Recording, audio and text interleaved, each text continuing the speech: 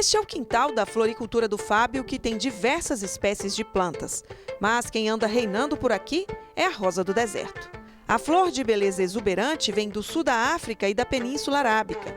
Desde que conheceu a beleza e a versatilidade da rosa do deserto, o engenheiro agrônomo se encantou e passou a ser produtor da espécie. Conheci porque a minha esposa é dona de floricultura e começou a chegar essas plantas para a gente vinda de Olambra, de São Paulo. E só que elas vinham muito caras para cá. E o pessoal começou a criar interesse nessas plantas. E aí eu resolvi produzir para atender o nosso comércio. Então aí eu comecei a pesquisar, comprei sementes pela internet, sementes até na época eram importadas da Tailândia. E comecei a produzir uma pequena escala para aprender a mexer com ela. E aí eu fui me apegando a esse tipo de planta, porque ela é uma planta muito versátil, uma planta que tem muita resistência. Bem diferente das rosas que estamos acostumados a ver por aí, a do deserto tem a roseira de galhos lisos, sem nenhum espinho. Os caules grossos e imponentes parecem formar corpos esculturais. Em cada ponta carrega uma flor de 5 pétalas com formato de um sino. Apesar de bela e de aparência frágil, é uma espécie resistente. É uma ótima opção para quem não tem muito tempo de cuidar, já que ela consegue ficar um bom período sem receber água.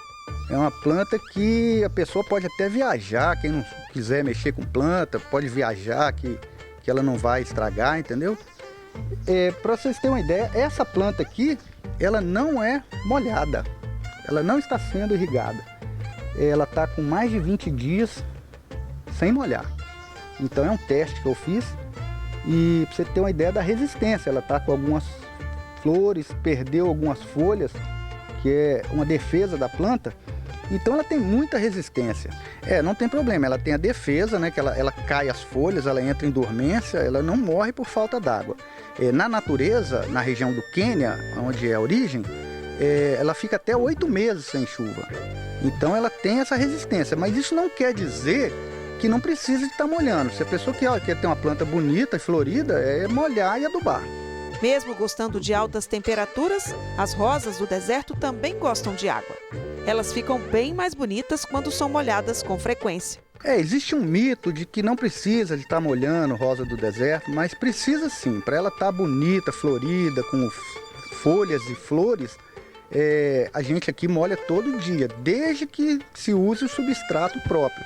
O substrato ele tem que ser poroso, ele não pode reter umidade, então a gente molha todo dia sim. O substrato é, na verdade, a terra que se usa para plantar. É uma mistura, né, fibras vegetais e alguns elementos. E também a gente faz adubação quinzenal também, para estar uma flor bonita. Ele responde bem à adubação.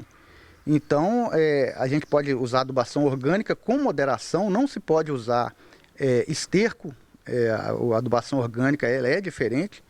Então, tudo isso é o diferencial da planta. Mas essa rotina é só no verão, viu? Quando chega o inverno, elas são regadas no máximo uma vez por semana. Um dos cuidados ao plantar uma rosa do deserto é não fazer direto no solo. Não é recomendável, porque se acontecer uma invernada mais longa, de muita chuva, ela pode apodrecer a batata, que é o caudex, né, que a gente chama.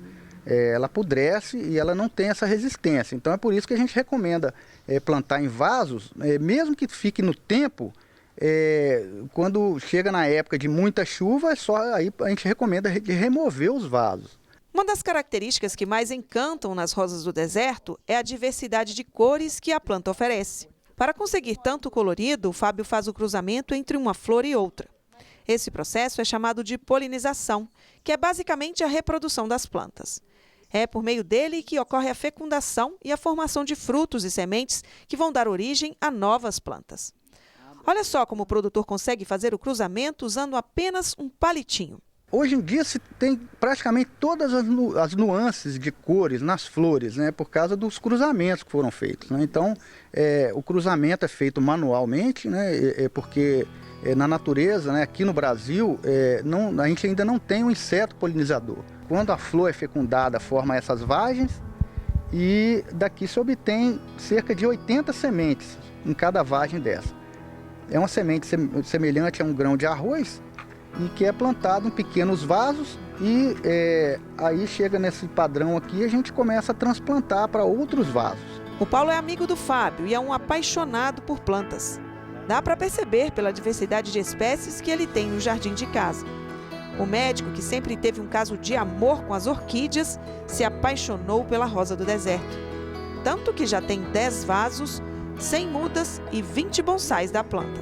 Minha maior paixão eram as orquídeas, né? Até hoje eu tenho um orquidário. E aí eu conheci um amigo que foi meu paciente em Porto Seguro, o Pierre, que ele trabalha com rosas do deserto.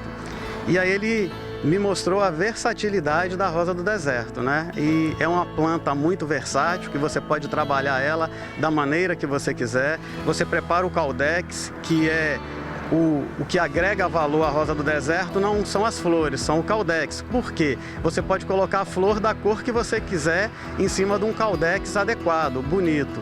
E a partir desse momento eu me apaixonei pela rosa do deserto, tanto quanto a orquídea. E a rosa do deserto é uma planta de cultivo bem mais fácil do que as orquídeas, né? E uma versatilidade incrível que a orquídea não tem. Além de exótica, a rosa do deserto tem um significado muito bonito que está ligado à sua formação e também a uma lenda. A planta, de formação mineral, é considerada da origem selenita, nome que vem de Selene. Na mitologia grega, Selene significa a deusa da lua. Daí, existe a crença de que a rosa do deserto pode proporcionar mais clareza mental, gerar mais gentileza, tolerância, atenção e também mais amor. É a planta do amor, das boas vibrações, né? É uma planta que, se você tiver em casa, diz que você vai espantar maus fluidos.